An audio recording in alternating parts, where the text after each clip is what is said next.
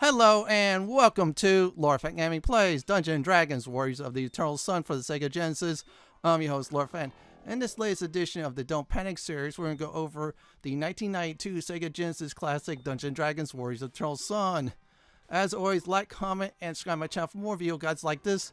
Do not forget to hit that notification bell to be updated much more.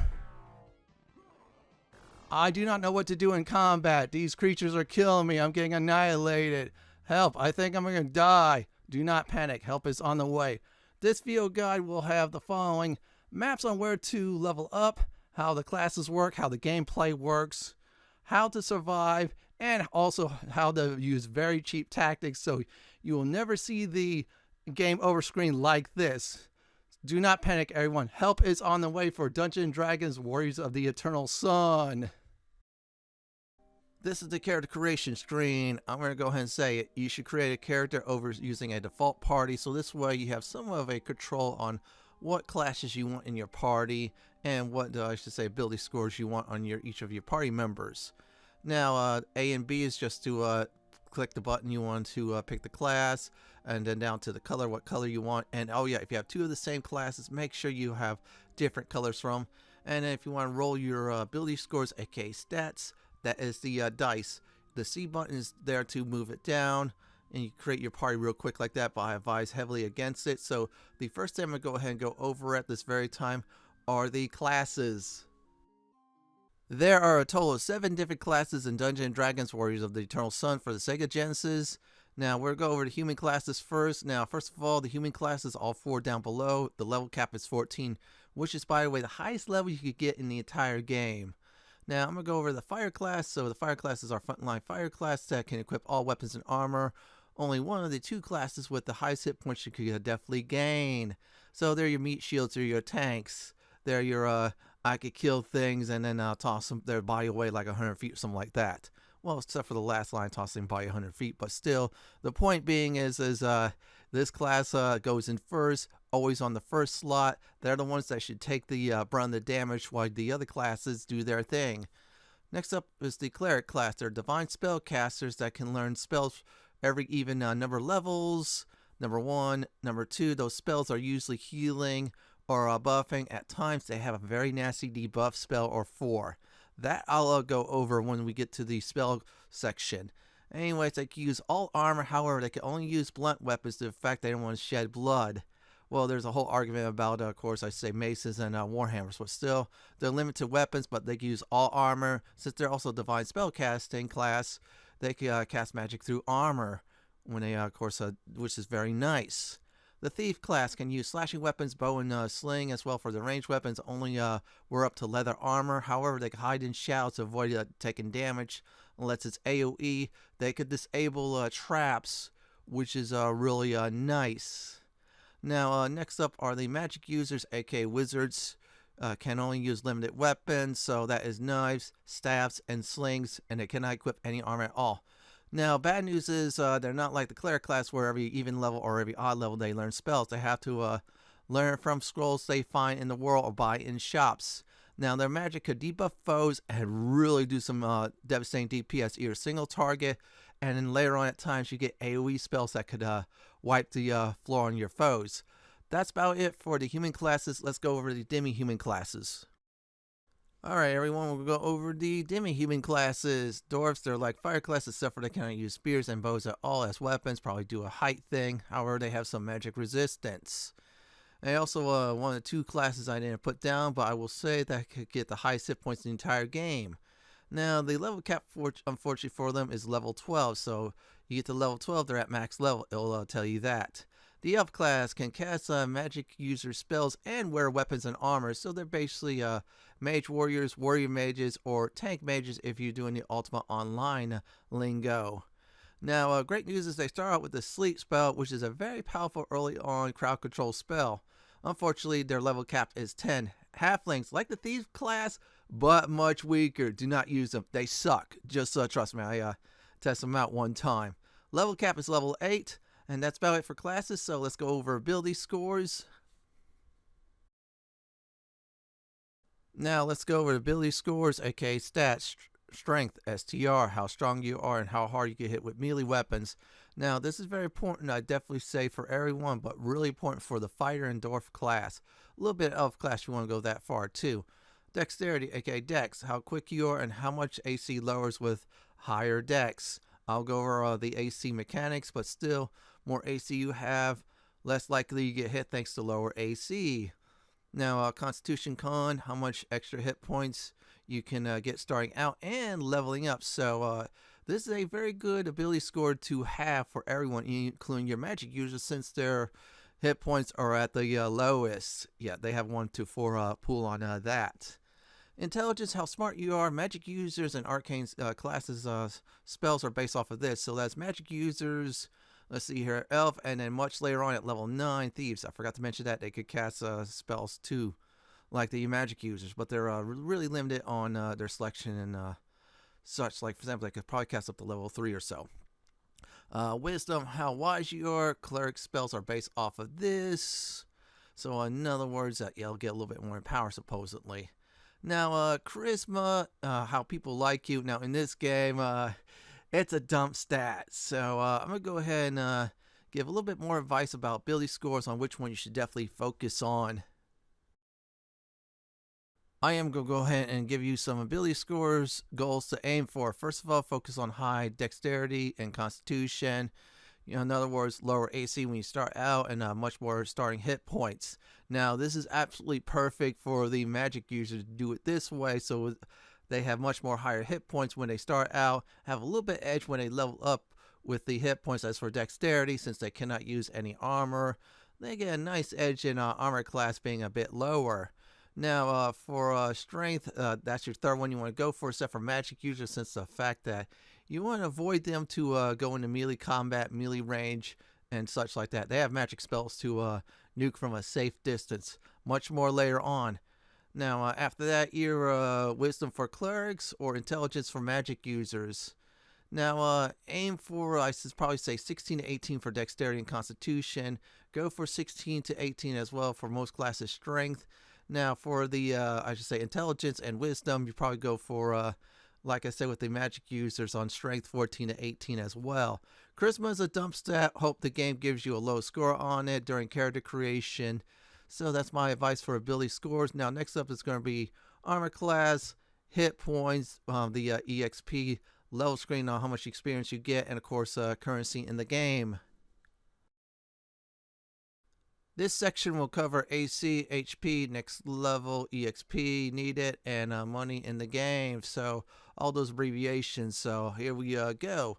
AC, armor class. The lower the armor class, the less likely your foes will land a hit on you. Damage going through is still up to your foe's strength. So for example, if a foe has really high strength and hits our fighter in the party, they could take 20 hit point damage in their rolls if it connects. Now, you really want this in the negative, so this way you'll be less likely to be hit and more likely to survive.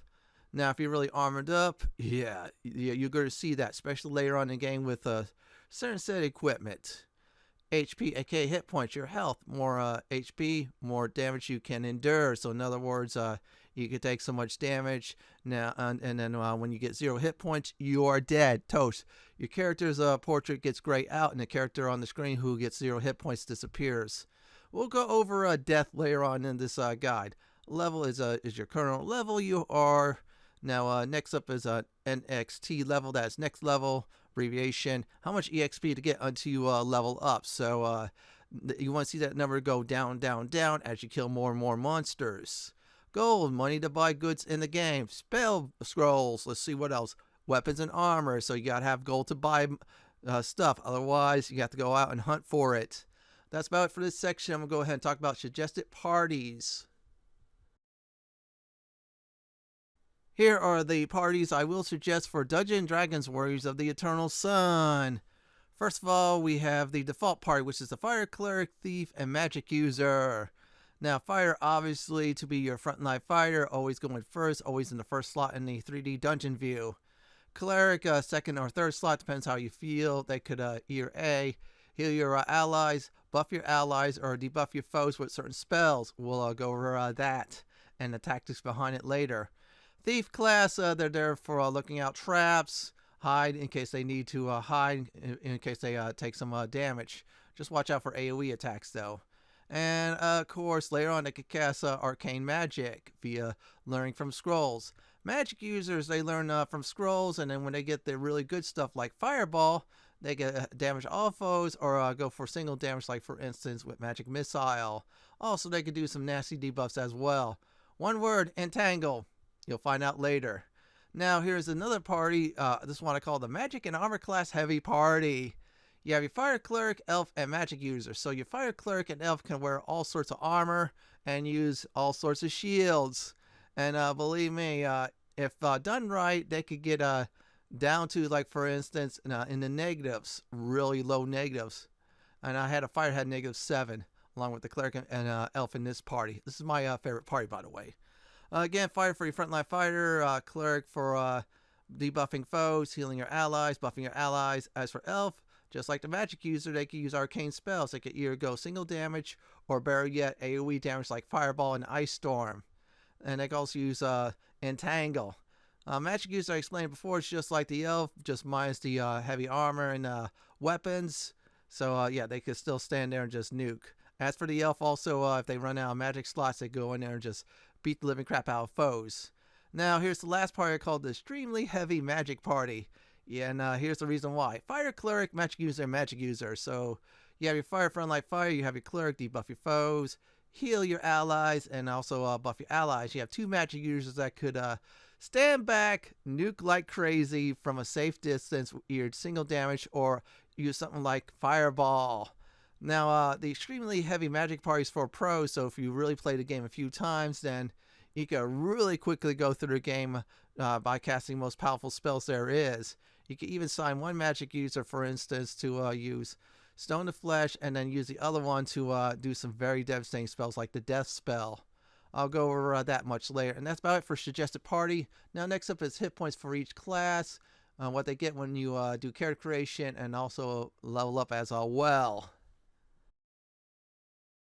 I decided to save this one last, so this way you get the ideal on what you're getting into with each class. So, Fire and Dwarves, they get 1 to 8 hit points on character creation. They usually get the highest, plus their Constitution score. So, Constitution bonuses are usually 1 to 3. I'll probably say for the most they could get 11 hit points. If you have very high Constitution starting out. As they level up, they get the 1 to 8, then they add the bonus to that as well. So, it's random 1 to 8 on the dice. Every time they level up.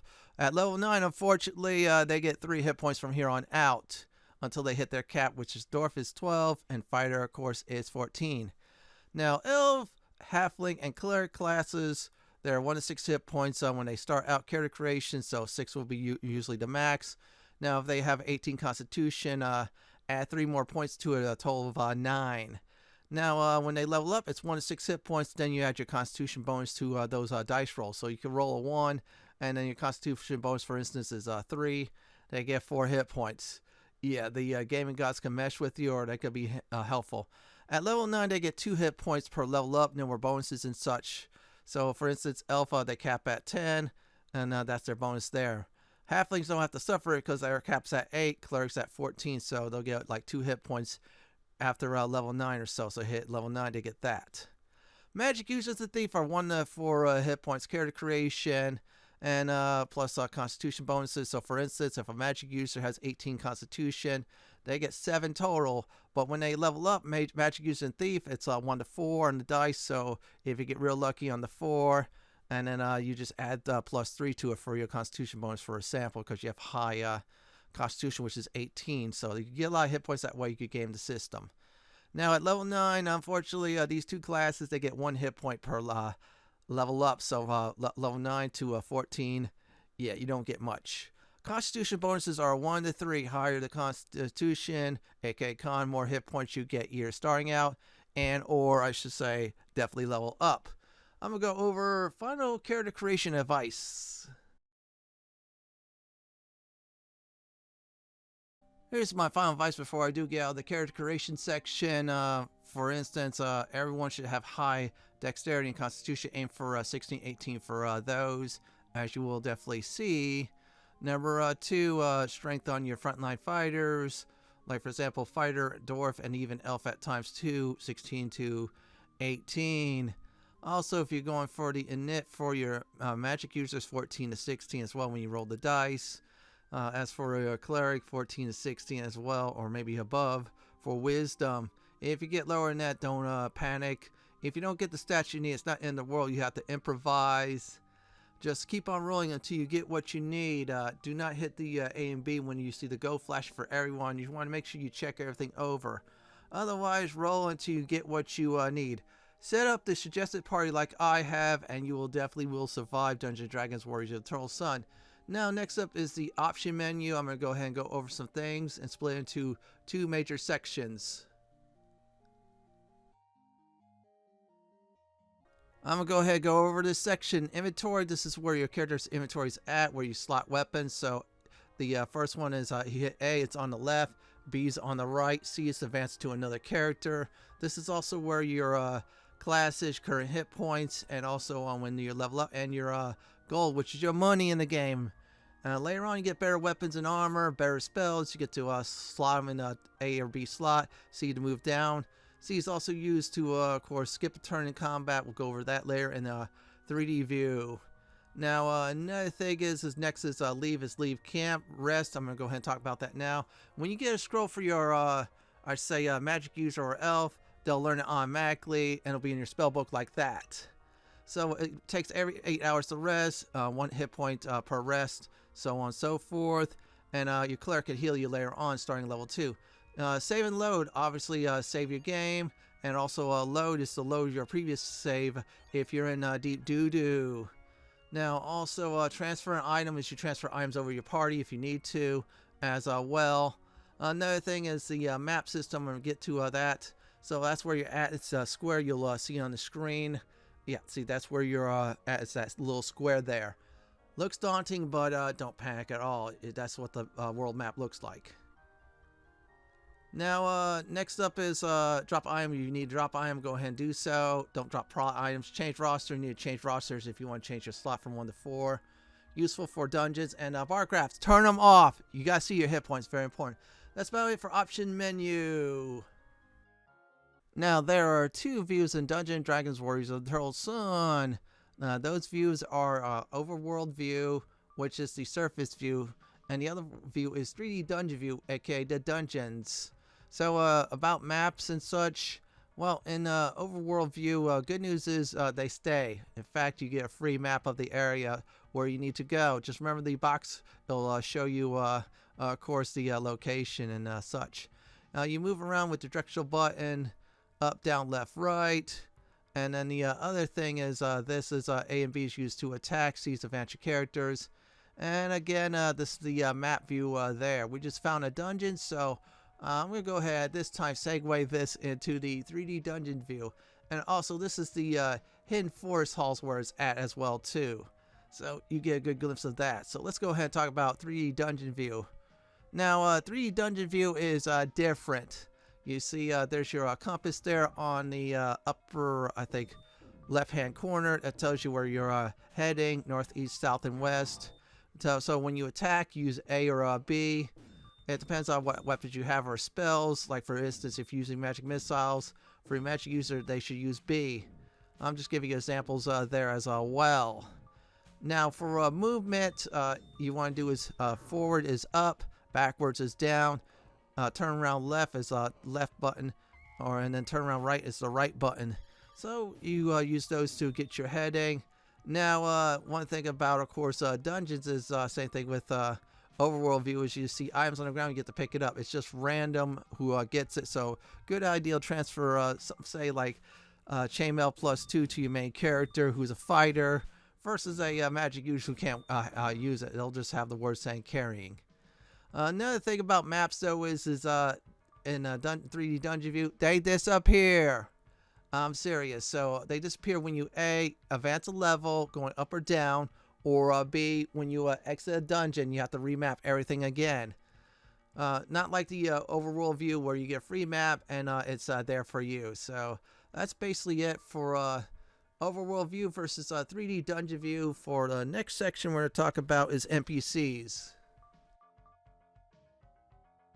A rule of thumb for RPGs is talk to everyone. Now, talking to people is very simple. All you need to do is just go up to them and touch them with your control pad, and that's it. You speak with them. Now, there's two NPCs. I'm going to go over the Duke in the throne room. You want to talk to them each time. However, there's one instance you do not want to talk to them. I'll give you that hint. When you're about to enter an area that you just receive items that you're basically immune to that type of damage, well, you don't want to talk to them then. As for this guy in the northwest tower in the throne room, you want to talk to him every time. In fact, he's the first NPC you should get to every time when you advance the plot in the story. Talk to people. You may never know. You may learn something new. So we're going to go over, at this time, shops. Also, weapons and armor and what they do as well. In this section, I'm going to go over shop basics, also weapons and armor, what's their values as well. So this way you get the ideal of what to equip and what you need to look out for in the future. So shops, I'm going to go ahead and say this. They will refill every time you level up to a certain point. Then you got to resume the story. I'll go into greater detail on that mechanic later. So for shops, you get to buy and sell. Weapons, you can only sell weapons at a weapon shop. Armor, you only can sell armor at the armor shop. Scrolls, you can only sell at the magic shop as well. Now, when you start out, good idea to buy everybody's slings. So this way, in case some people run out of spell slots, they can use slings just sling at foes. Like I'm gonna go ahead and just equip right now. So this section I'm gonna cover first is the basic weapons.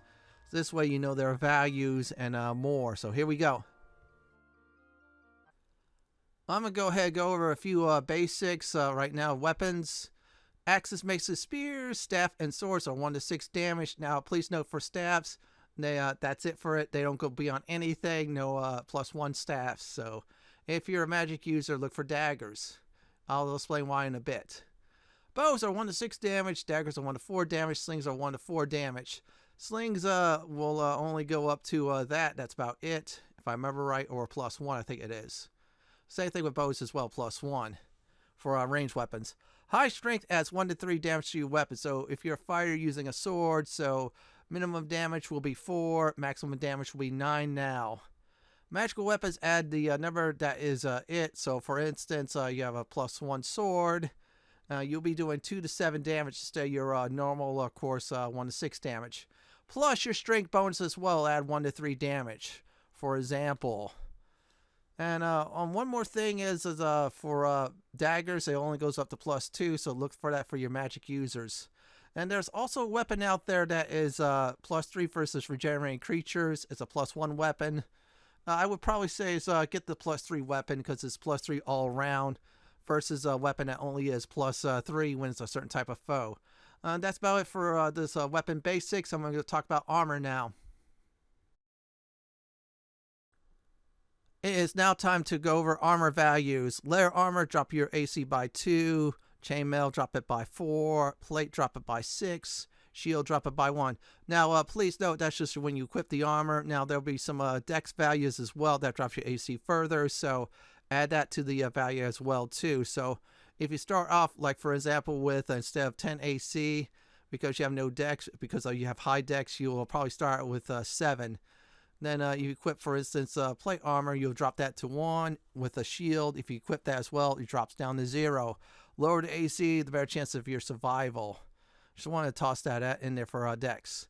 Magical armor drops AC by 1. For example, if you have plate armor +1, this means you will drop your AC to -7 instead of -6. So look out for those magical armor and definitely equip it for your, for instance, the best ones like plate for your fighter or anybody else that can equip it. There are certain items to drop AC too. Look out for those. And these items magic users can use to drop their AC as well. I'm not going to tell you which one's a pleasant surprise when you find out. That's about it for armor values. I'm going to go ahead and start the next section. So, should I leave the castle as soon as I start out? No, you do not. You're saying, why is that, Fenton? Well, the castle has a few starter dungeons. A lot of them will give you a lot of stuff ranging from 1 chainmail that's +1, 2 weapons are +1, gauntlets of ogre strength, you're going to need those big time if you don't have any characters with 18 strength. sleep scroll, one of the, I think it's lightning bolt, or lightning they call it in this game, and a few other goodies as well. Explore these dungeons, they'll help you out starting out. In fact, I do have a map of the, I should say, where these dungeons are at exactly. So I'm going to go ahead and show this to you now. And oh, by the way, it was hard for me to get the Shrine Cellar map. I'm going to give you a hint on that. Instead of going inside the church, what you do is go outside the church, around the back somewhere, there's a dungeon. I have a video on that. That's probably part 2 of the walkthrough. So here's the map anyways. Now, this is the map of all of the, I should say, newbie dungeons in the castle. Do not leave the castle, like I said, without doing so. So when you start out, you're in the throne room.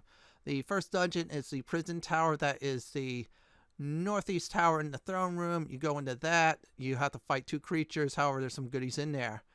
East and west tower, that's just there for you to explore if you need to. Magic lab, there's a scroll in there. There's also hidden somewhere. You have to find it on your own. Of course, is the Wand of Lightning. The Inn Cellar, if I remember right, has the Gauntlets of Ogre Strength. The Northeast Tower has a +1 weapon. Shrine Cellar has some cleric stuff. The Cemetery has some goodies as well, too. So make sure you do not leave the castle until you explore, you guessed it, 8 of these dungeons, because you'll be missing out some wonderful gear, and you won't have an advantage against some level 1, level 2 foes just outside the castle before crossing the bridge. Next up are the spells. Magic in Dungeons & Dragons Warriors of the Eternal Sun is devastating. You could destroy worlds, you could destroy people, you destroy your enemy's hope. Some spells could help you disable foes, so this way you could cheese combat. Other times you could wipe out foes with a single damage spell, or better yet, AoE type of spell to use and definitely abuse. So yeah, take advantage of magic. Now this section will cover not only cleric magic, it will also cover magic user spells, aka arcane magic. So let's go over that section now. Now, before we go over the spells, we'll go over the cleric's lone ability. Turn undead. Makes undead flee unless your cleric is much higher level. Then it kills undead instantly in an area. Remember this though, much more higher cleric level, you face a group of skeletons, turn undead, bada bing, bada boom, they are toast. Now, if you're max level, this will work on against all undead. You just gotta know which one's undead. So let's move on to the cleric level 1 spells. Here are the level 1 cleric spells. Cure Light Wounds, heals target for a small amount of hit points, that's usually 1 to 8 damage. Cause Light Wounds, cause small amount of damage to a target, that's 1 to 8 damage. There's better spells out there to do that. Light blinds a single foe and causes them not to act in battle. Now, Overworld view, this is unlimited. I'll go into great detail why. Dungeon view, that's about probably 5 to 7 rounds, maybe 8 or 9. Either way, they cannot act. Dungeon view, they run away until it gets worn off.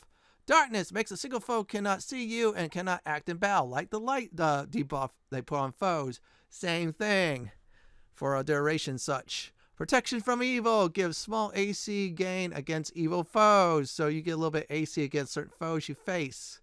Remove fear removes fear from one target. There's one section in game that will actually have a few foes will fear.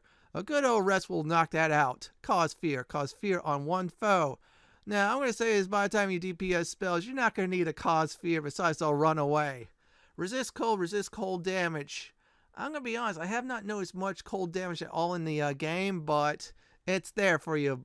Now I'm going to go ahead and go to the level 2 spells. Here are the level 2 cleric spells. Bless buffs attack and damage rolls on all party members in range. This is actually very good, so if you face against a group of tough foes, you want to go in and endurance of battles, this is it. It'll last for a bit. I think it lasts a long time Overworld view, and it doesn't last a long time in Dungeon view. Blight debuffs attack and damage roll on foes. Opposite of Bless, but again, by the time you nuke your foes, you're not going to need it. Resist fire damage. Now, this is very good, however, it will not, of course, soak in the fire damage in a certain region. There's an item later on that will actually be like that, but much better. Silence 15 radius. Silence spell casting in a 15 radius area. Do not use. You're casting magic. You're going to just debuff your magic user if you do that. Now, next up is the level 3 spells. And first one's Continual Light. It's like the light spell, but lasts longer. Overworld View, a really long time. I have not seen it go away. In Dungeon View, a seriously long time. I have not seen that go away. Broken Spell, Continual Darkness, like the Darkness spell, but longer. Much longer in the Overworld View, a lot longer in the 3D Dungeon View. This is another broken spell. I'll go over that why. I should say probably in my tactics section. Cure Disease, Cure the 6 status. There's only one type of foe that will do that, so definitely memorize that when it comes. You know when it is. Cause Disease, cause 6 status on foes. Your damage spell does better than this, by the way, so by the time you nuke a certain creature that does it, that creature dies horribly. Striking, target gets 1 to 6 damage to do. So you add 1 to 6 damage to that target. Like for example, you cast it on a fighter, he'll do much more damage. Let's now get to the level 4 spells. Now, next up is Cure Serious Wounds. Heal 4 to 15 damage on a party member. This is a very nice healing spell to have. Cause Serious Wounds does 4 to 15 damage on a single foe. You got your nukes out there, it's better. Dispel magic, get rid of the foe's buff. So, I'm going to be honest, by the time you nuke them, most of them will die, or one more sword hit, that's it. Neutralize poison, cures poison. This is really useful because later on, there's certain foes that will constantly poison you. So, yeah, use this. Cause poison, poison the target. Again, by the time you poison the target, your nuke should probably take them out. So yeah, go nuking instead of using cause poison. Protect from evil 10 meters. Protects from evil attacking. I tried it, it really doesn't work. Don't memorize it. These are the level 5 spells, so let's go over the first one, Cure Critical Wounds. This will cure 6 to 21 hit point damage. This is actually really good to have. So if you want to put 1 or 2 slots for that. Cause Critical Wounds does 6 to 21 damage on a single foe. I'm going to be honest, your party members will nuke your foes much more damage. Especially Ice Storm later on. Yeah, trust me on that. Dispel Evil can instantly take out magical, undead, or hellhound foes in one shot or does nothing. And roll the dice, see if you can take them out. Turn Undead, use that instead. Dispel Evil, definitely use on the hellhounds because they can get really annoying. And if there's any magical beasts, go ahead and use that. Let's get to the last level spells. Level 6. This is the last level spell, level 6. This is the max for clerics if they get to, I think it was level 12 or 13. I'm trying to remember that. So here we go. Cure All heals all hit points but 1 to 6 hit points left over. Yeah, it's weird, but it's like the heal spell in Neverwinter Nights and Baldur's Gate 1, 2, and 3. It does that. Well, Baldur's Gate 3 does a flat number, but still, you get the point. Great news is, just like the heal spell in those games, this will remove many debuffs on a party member too. Poison, sick debuff, you name it. That goes bye-bye. Very powerful spell. Now, that's about it for all spells. So, next up are the Arcane spells, aka Magic User spells. Now, before I do go over the Magic User spell, level 1, so here's the deal. When you learn a spell, you have to get a scroll and then go in the rest menu. And then whoever has the scroll learns the spell. Make sure it's the Magic User, aka Wizard first, then the Elf, and then finally the Thief class when they get to level 9. So let's go over these spells, shall we? Light blinds a single foe and causes them not to act in battle. This is really powerful. I'll go into great detail why. Now, this will last a little bit less longer than the Overworld map version of it. Darkness makes a single foe cannot see you and not act in battle. So it's just like the light spell on that. Again, 3D view is a little bit quicker. It goes out than the Overworld view since it lasts a long time. Protection from evil gives small AC gain against evil foes. In other words, your AC will drop down. Be less likely to be hit by evil foes. Magic Missile, damage spell that hits one target. Now, it scales every 3 to 4 levels in damage, so that means it does more damage. So definitely memorize that. I'll probably say is if you're not doing any light or darkness stuff, memorize Magic Missile when you're above level 2 or 3. Shield drops a party member's AC. So in other words, you choose a party member, their AC is lower. Lower AC means it's more likely your foes are not going to hit you. Detect magic shows which foes can cast magic. It'll be like a quick glow in battle, and that's it. Sleep puts a group of foes to sleep. These are low level and weaker foes. That happens to them. Normally it's 1 to 2 hit dice. It does not work all the time, so there's some resistance there. Now when it connects, your foes are asleep, and when you have a melee weapon after level 1 or 2, you get to one-shot them. That's some powerful stuff there. I'll go into much greater details on one of my tactics. Now let's go to level 2. The first level 2 spell on the list is Continual Light. This is like the light spell, lasts much more longer in the overworld map. As for 3D dungeon view, lasts a real long time. You want to know why? Well, I just did this to a red dragon, and yeah, that lasted a long time. It was running a lot, but hey, it didn't hit me. Continual Darkness, just like the darkness spell, but lasts much longer. This lasts much longer in 3D dungeon view as well. Web puts web in area, blocks progress. This is very annoying in the dungeons. Fire can take it out in one blast. Entangle holds down one foe and they cannot do anything. It also does something else for you. I'll go into greater detail in one of my tactics part of this guide. Now, this will last almost forever in the overworld and 3D dungeon view, this spell Entangle. In fact, if you do get it, memorize it for your magic user and elf, and if you want to as well, your thief. Now we're at the level 3 spells. Let's go over Dispel Magic. So removes hostile magic effects in the area. I'm going to be honest, I never use it because I have better spells out there, especially at level 3. For the next one, yeah, foes die faster with better spells. You're not going to need to remove their buffs. Fireball, AoE fire damage spell that does initially 1d6, then you add 1d6 extra damage per caster level. So higher your Arcane spellcaster levels are, much more damage it does. Your magic users will get a full benefit of this. So they'll either A, take the full damage, B, blast area damage. Now, in other words, it's not full damage. Or C, if they resist, they only take half the damage. This is a great spell to have. This will change your game big time. Now, next up is Haste. Party members' attack and movement is a lot faster. In other words, they attack faster, they move faster as well, too. Slow slows down the target movement and also attacks as well, so they'll be less likely to attack you, and they can't move fast, so it'll be easier for you to kill them. Let's go over more level 3 spells. Yeah, there's a lot of them. The next spell is Lightning Bolt. This is a very rare scroll. I ain't telling you where it's at, but here's what it does when you memorize it on your magic user. AoE lightning damage in the overworld view that does 1d6 plus 1d6 damage per cast level. So more levels you have, more damage it does. In 3D dungeon view, this could go through a foe and then it come back to you. So if it comes towards you, get out of the way. That's what I'm going to go ahead and say.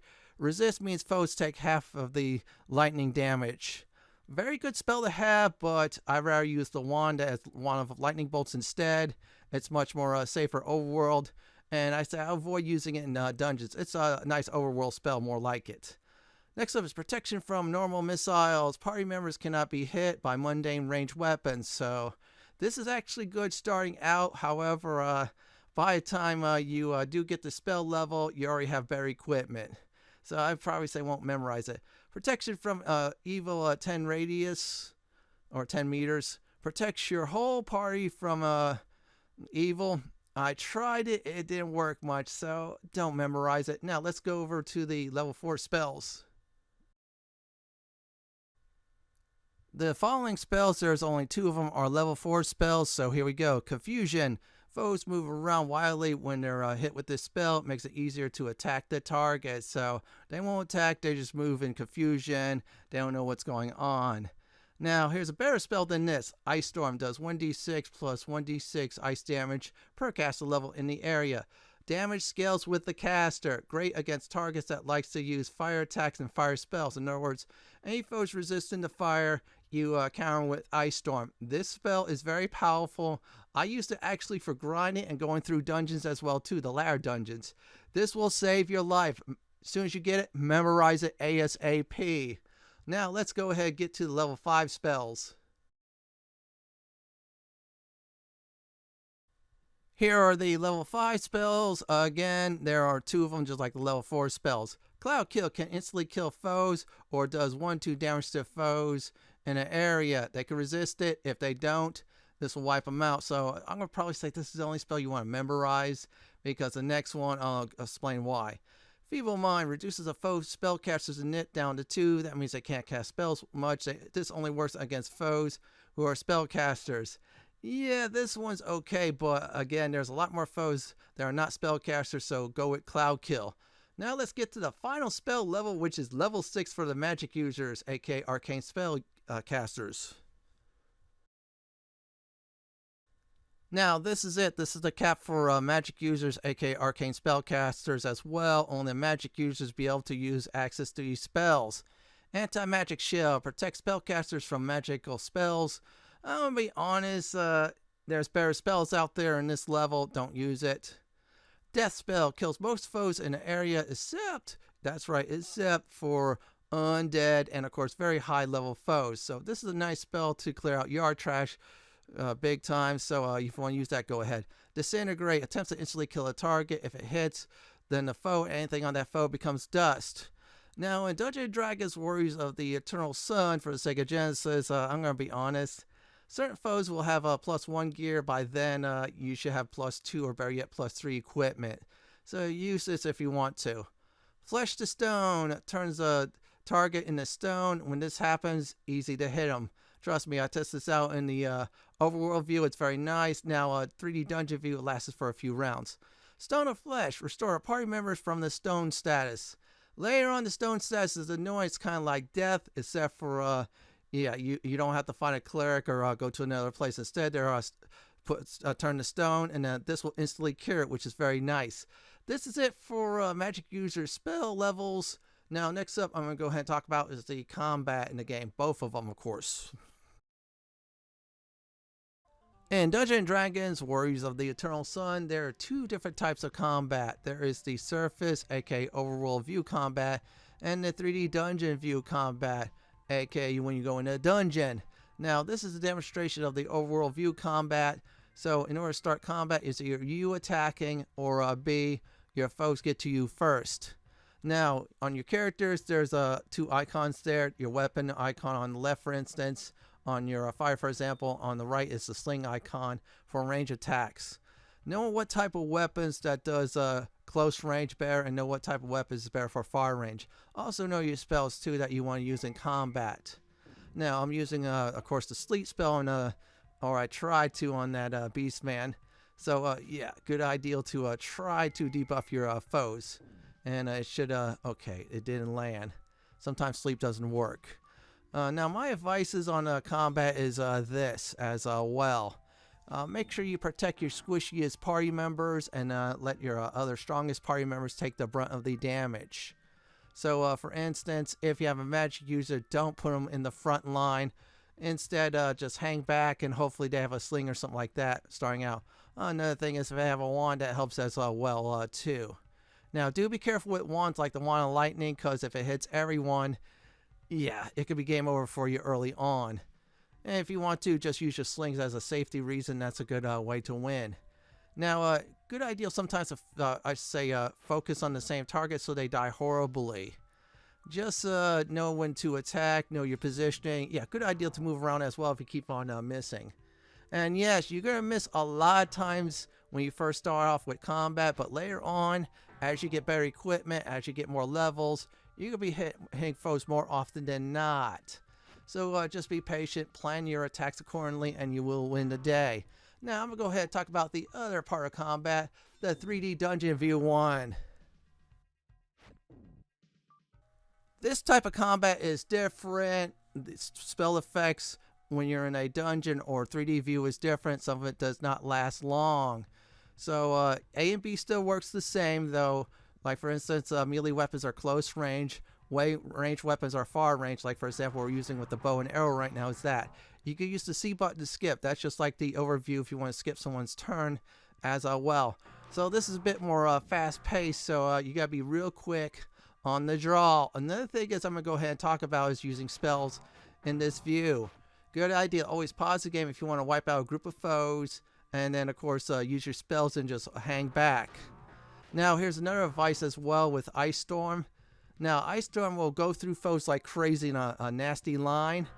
Do not rush to the Ice Storm. Instead, just wait until it disappears. Otherwise, you will take the Ice Storm damage. Be careful with the Lightning Bolt wand or a Lightning Bolt spell because it hits a wall, it could reflect back to you. And if you're in a very tight corridor, you could wipe out your party, especially a party like this early on. Just be quick on the draw, know what type of foes you're facing, and if you need to, just use range to try draw a few of them out or get them split up. This one's not bad at all if you really know what you're doing.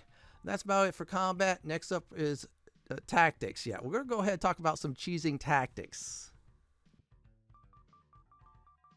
The very first combat cheesing we're going over is the sleep spell. The sleep spell you get as an elf automatically, or if you go in the laboratory by the magic shop, there's a scroll there for your magic user to learn. So what does the sleep spell do? Well, the sleep spell does is this exactly. It'll put a weaker foe to sleep, usually 1 and 2 hit dices. And when they do get put to sleep, what happens is yeah, they die in 1 hit, or sometimes 2 hits when you start out early on. But later on, when you use it against real weak foes, they die instantly due to the fact that the next time someone hits that foe who's asleep, they die just like that. You definitely want to use this when you're leveling up. Now, it'll start to get a bit useless after, I probably say, level 3 or so, because you'll find better spells. Let's go ahead and talk about the next combat cheesing, everyone.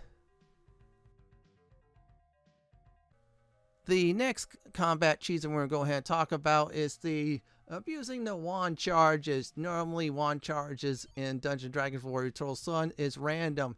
You can have a wand one day, next time you use it, it goes poof after it's gone. Well, we're going to abuse that method. First of all, save your game. So save it before you get into combat.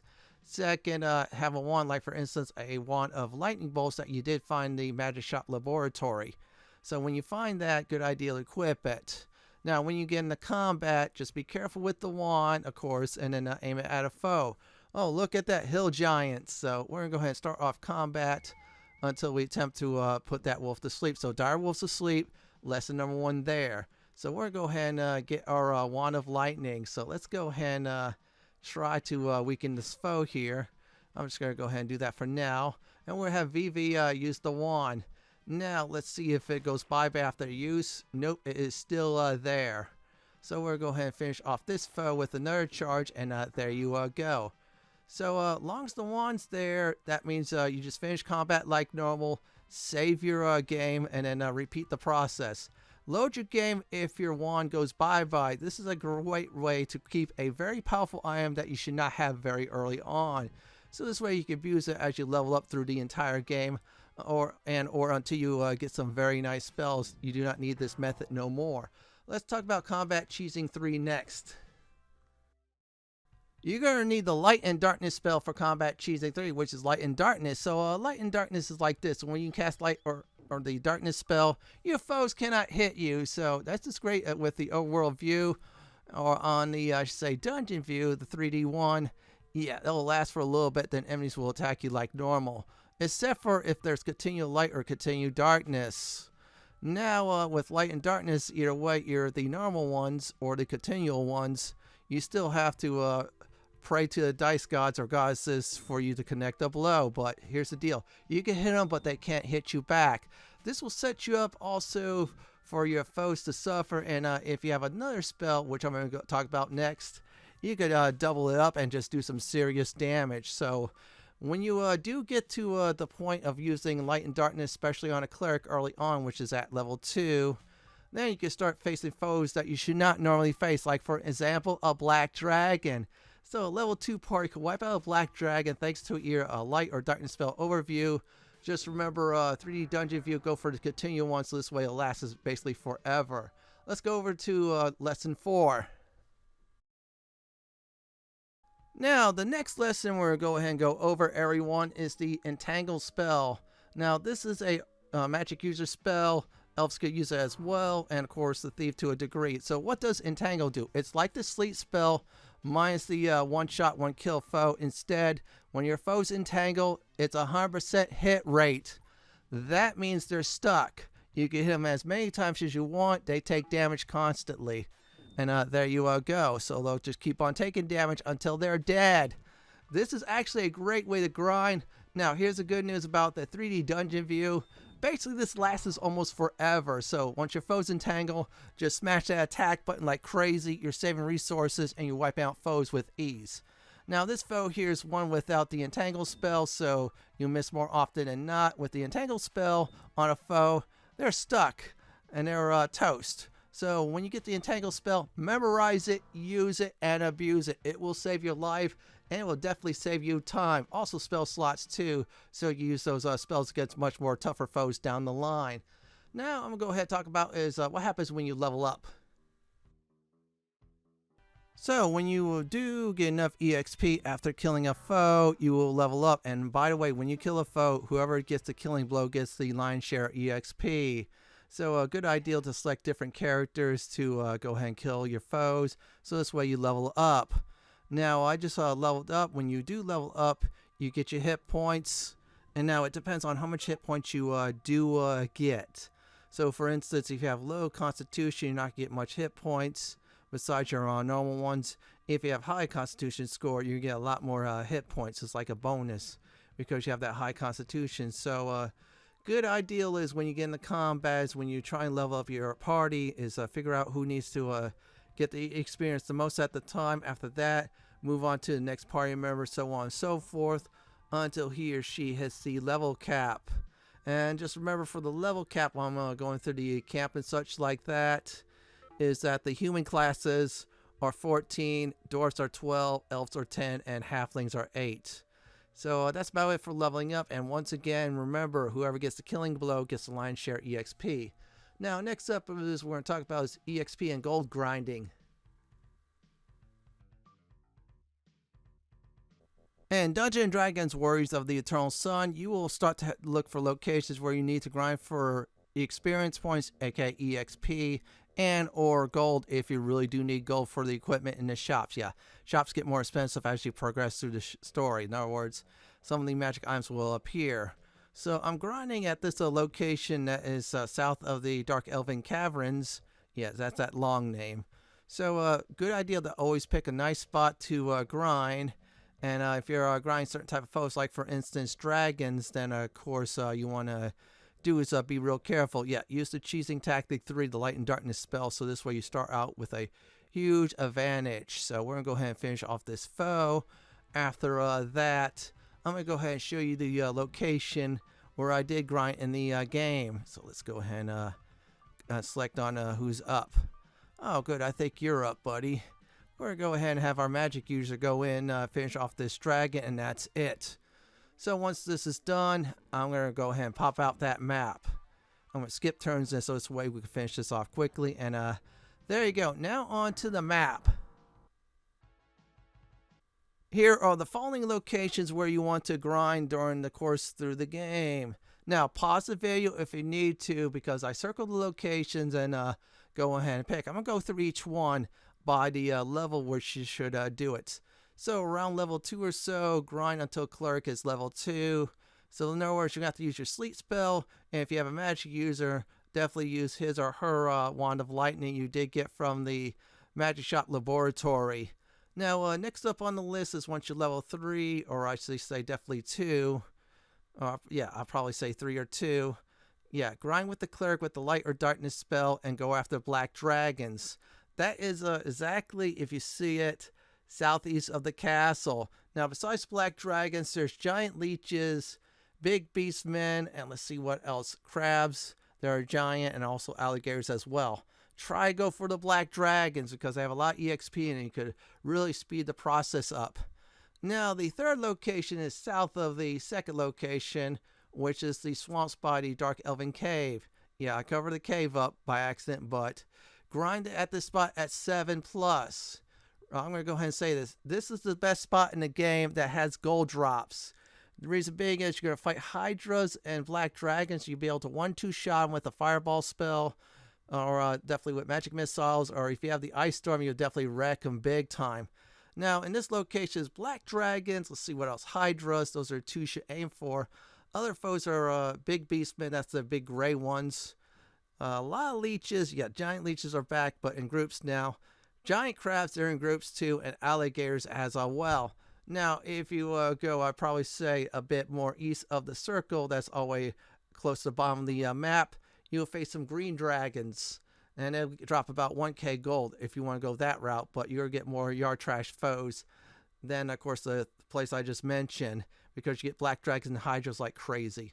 Now, the last grind spot is when you get a certain story item for your entire party, and this is in the fire region. Now, the fire region EXP gains are super fast, so you're going to gain about, I'll probably say it's the lowest is 1k because of hellhounds, and about almost 6k EXP with the red dragons. Now, fire giants will give you about over 2.5 to 3k EXP. Fire elementals give you about 2 to 3k EXP. And some foes in between will, if they're grouped up, will give you a lot of EXP. Now, gold is average, but if you're looking for gold, then go, of course, the very south portion of the map, which is the third thing I did mention. But for the best EXP to level up fast, that's towards the end of the game. Well, the fire region is it, which is the northwest corner of the map. That's all red. You just need an item, so this way you'll survive. You know when you get that item. And that's about it for EXP and gold grinding with a free map. Now, next up is the Dungeons and You.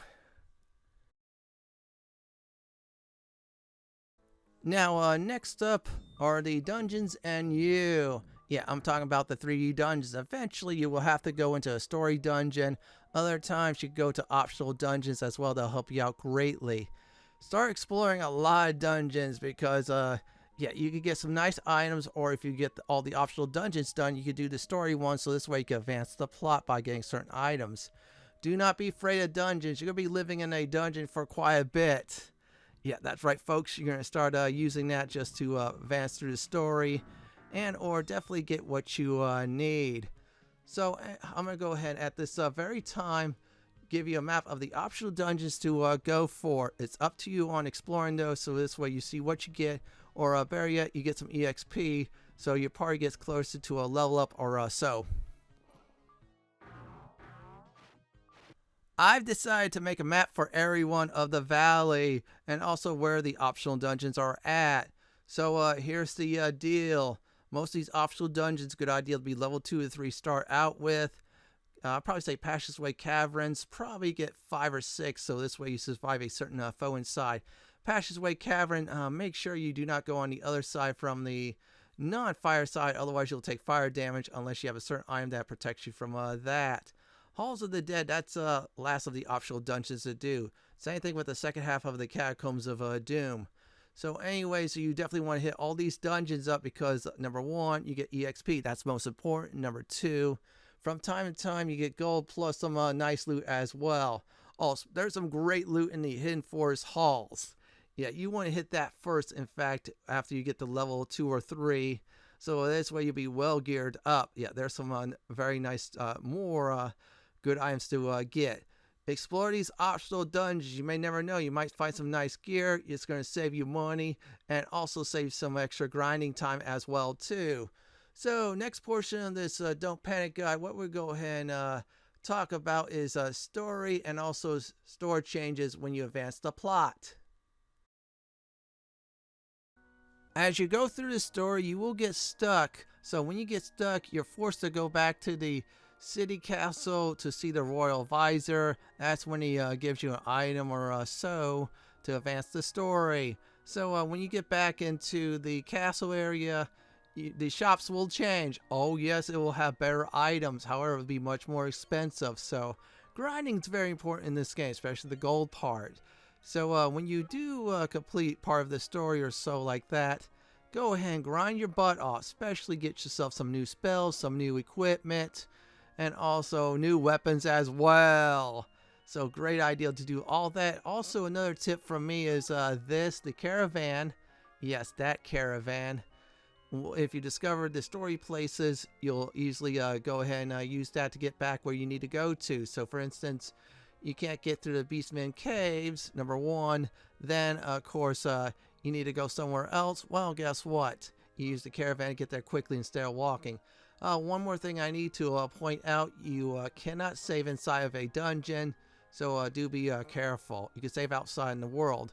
Now, before we go with this part of the guide, I'm going to go ahead and show you the story areas where you get to mark them for your caravan. And there's one area I marked for giggles as well. There are 5 points I'm pointing out. 4 of them are marked for the caravan. So once you enter the dungeon, that is marked for good. So this way you get to the caravan with that much quicker. So the Beastman camp, that's not marked for anything. You go there first. So this way you get the ideal of combat in the game. Now the second location after you do some leveling up is the Beastman caves. You mark that. And then yeah, you'll have that access to it real quick. Next up is the Arcane caverns. You mark that, so when you are asked to go there, that's where you need to go. Now, I put the, I can't pronounce the name, Elven Realm. It's the Dark Elven Realm.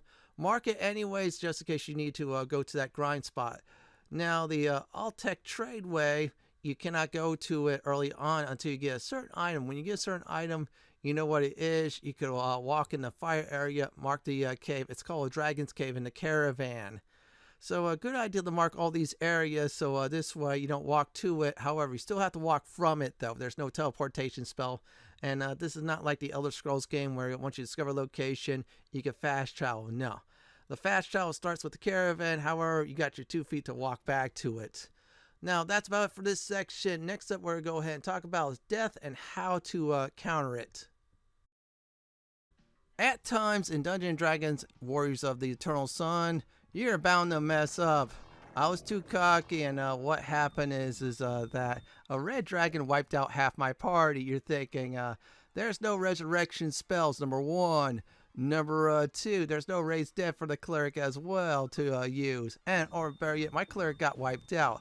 So how do I revive my party members? Well, there are 3 ways to actually pull this off. So I'm going to go over them now.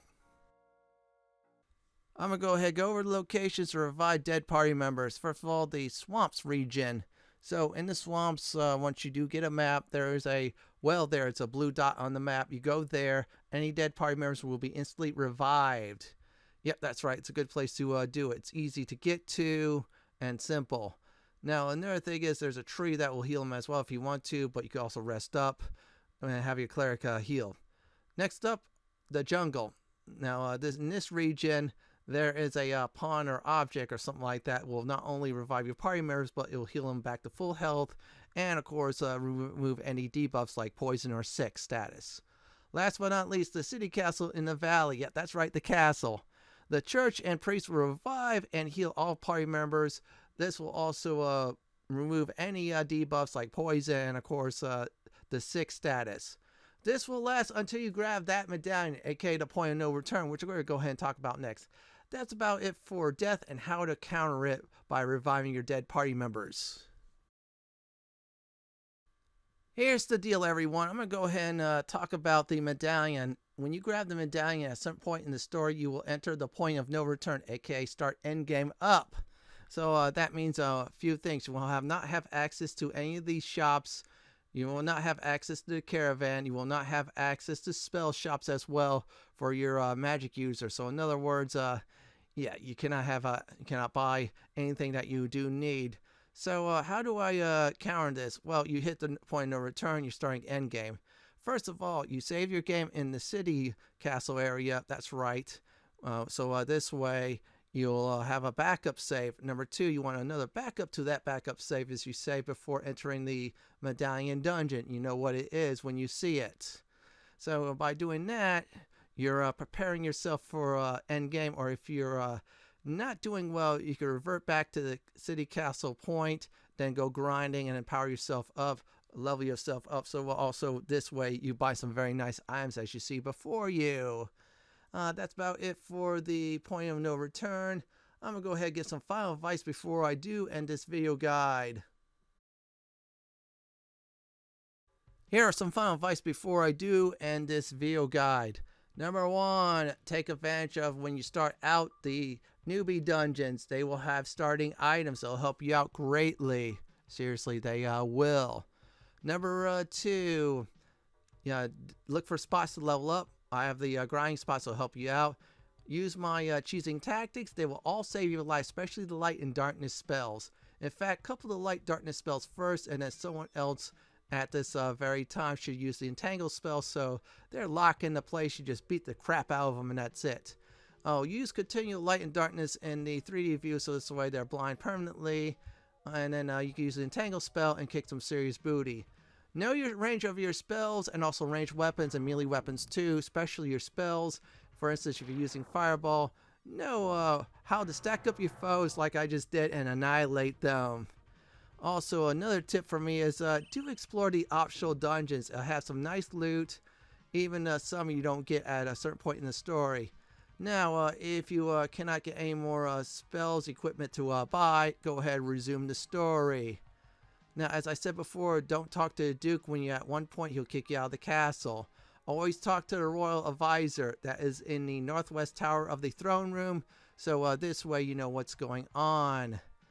Keep your cool, do your tactics, so this way you know what works and you know what does not work. Experiment with spells, it'll help you out greatly. Also, I'm going to go ahead and say it. Save often, save early, save outside of a dungeon, save anywhere. You may never know what danger you get into. You cannot save, of course, inside of a dungeon. Have fun with this classic. It's a total blast.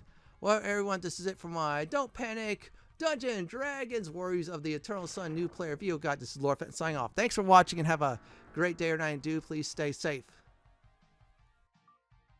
Please subscribe to my channel for more classic and modern games just like this. If you like what you see, then pick my suggestion on the upper left hand corner or YouTube suggestion on the bottom left hand corner. Kiss this dragon goodbye.